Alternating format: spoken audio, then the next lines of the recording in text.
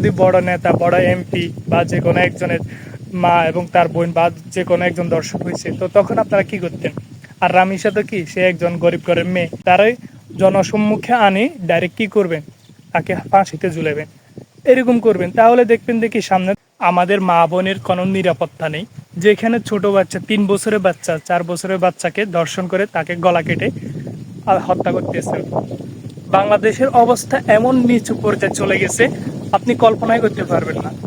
এখন তো আমরা নিজের চোখে দেখতেছি, অহরহ দেখতেছি। তো এখন যদি আপনার নিজের মার সাথে, আপনার নিজের বোনের সাথে, আপনার নিজের স্ত্রীর সাথে এরকম হতো, তখন আপনি কি করতেন? এভাবে বসে থাকতেন? এখন যদি বড় নেতা, বড় এমপি বা যে কোনো একজনের মা এবং তার বোন বা যে কোনো একজন দর্শক হয়েছে, তো তখন আপনারা কি করতেন? আর রামিসা তো কি, সে একজন গরিব ঘরের মেয়ে, একজন মধ্যবিত্ত ঘরের মেয়ে।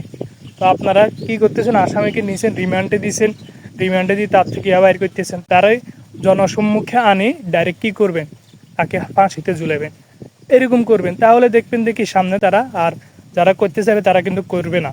এরকম যদি করেন তাহলে ভবিষ্যতে একটা পর্যায়ে যে কি ওদের না, এখানে তো কি আমরা যদি এরকম করি তাহলে আমাদের ডাইরেক্ট ফাঁসি হবে। তো আপনারা এটা করেন, আপনারা তাকে রিমান্ডে নিচ্ছেন, দিতেছেন, এরে জনসম্মুখে আনি ডাইরেক্ট ফাঁসি দিয়ে দেন।